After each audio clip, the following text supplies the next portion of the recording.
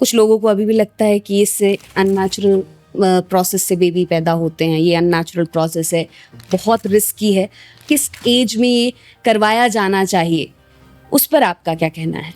IVF की कोई उम्र रहती है, ये बुढ़ापे में या उम्र जब बढ़ती है तब करना चाहिए।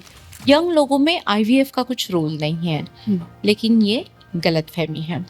तो इन्वेस्टिगेशंस करते हैं तब पता चलता है हमारी दोनों फैलोपियन ट्यूब्स ब्लॉक हैं।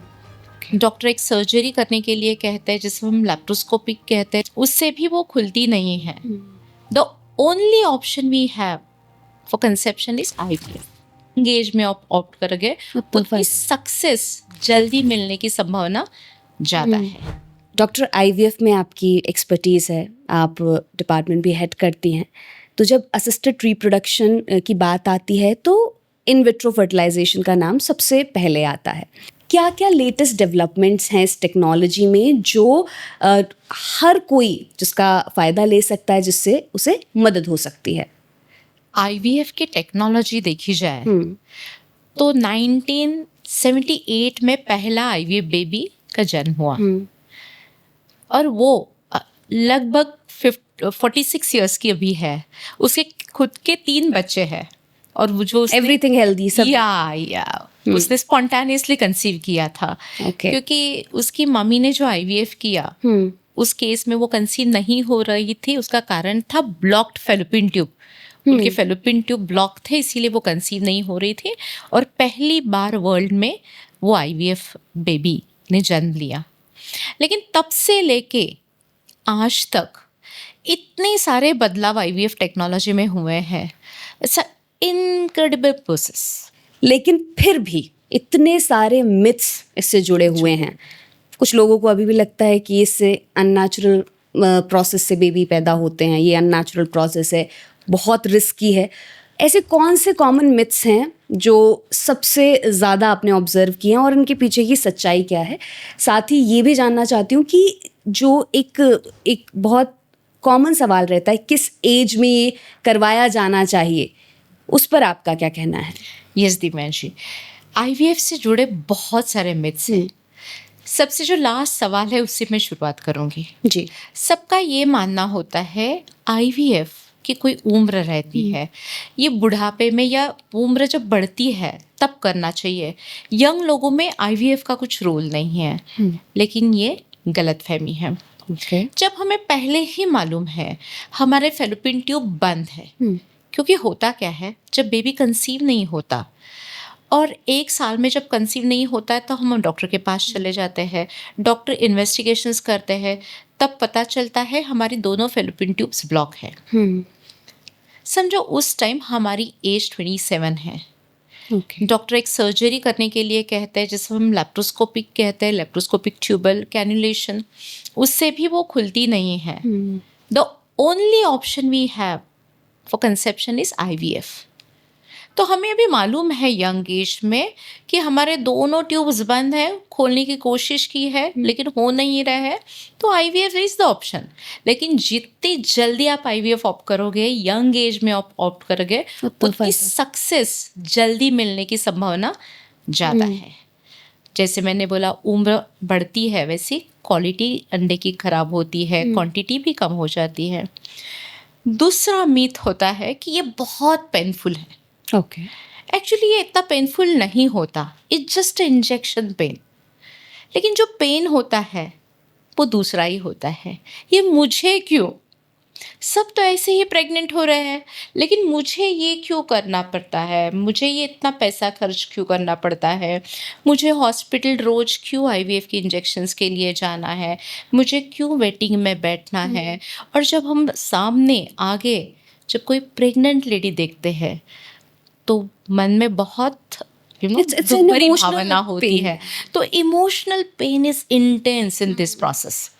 लेकिन जो फिजिकल पेन होता है वो थोड़ा इंजेक्शन का होता है, लेकिन वो भी हम डॉक्टर के साथ बात करते हैं तो थोड़े लेस ऑयली इंजेक्शंस डॉक्टर दे सकते हैं या टैबलेट्स पे शिफ्ट कर सकते हैं, लेकिन थोड़े इंजेक्शंस आपको तो लेने ही होते हैं। तीसरा सवाल होता है कि इसमें मल्टीपल प्रेगनेंसीज होते हैं, ट्विंस हो सकता है, ट्रिपलेट हो सकता है। जी हाँ, जब हम 2 एम्ब्रियो ट्रांसफ़र करते हैं एक साथ, तो ट्विन्स होने की संभावना 25% रहती है। ओके। तो हम 2 एम्ब्रियो क्यों ट्रांसफ़र करते हैं? क्योंकि हर एक एम्ब्रियो जेनेटिकली नॉर्मल नहीं हो सकता और वो हम बाहर से जांच नहीं कर सकते।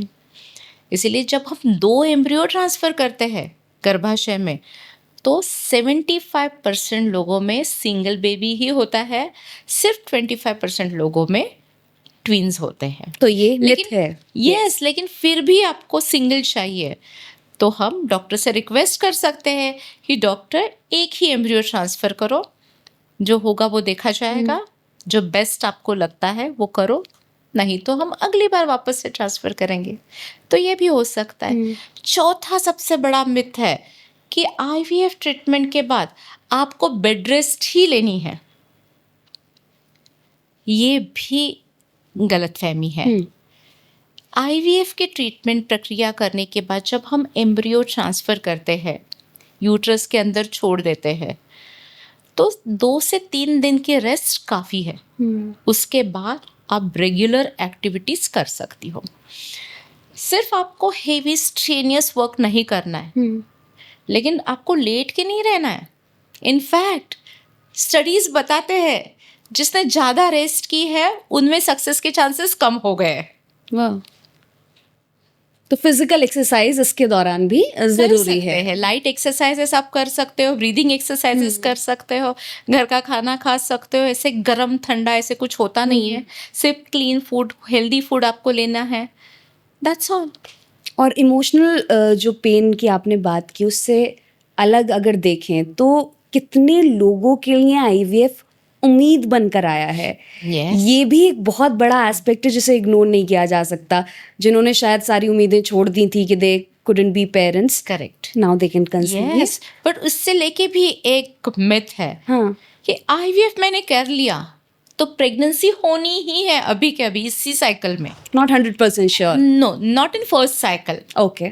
फर्स्ट साइकिल में कभी पता चलता है हमारे अंडे की क्वालिटी अच्छी नहीं है, या हमारा जोना थिक है, या बहुत सारे ऐसे फैक्टर्स है वो पहले साइकिल में पता चलते हैं, उसको हम ट्रीट करके सेकंड साइकिल करते हैं तो सक्सेस होने की संभावना बढ़ जाती है। हम प्रोटोकॉल्स में चेंज करते हैं। एम्ब्रियो ट्रांसफ़र प्रोटोकॉल में रिसेप्टिविटी बढ़ाने के लिए हम कुछ चीज़ें अलग से कर सकते हैं। हम एंडोमेट्रियम रिजुविनेशन कर सकते हैं, थोड़ा ओवेरियन रिजुविनेशन कर सकते हैं।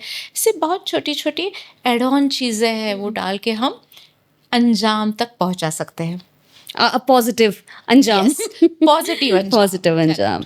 बहुत सही इन्फॉर्मेशन आपने दी डॉक्टर पौराणिक आईवीएफ के बारे में। मुझे उम्मीद है कि जिन लोगों को कन्फ्यूजन है इसके बारे में, जो मिथ्स उनके दिमाग में चलते रहते हैं, वो क्लियर हुए होंगे।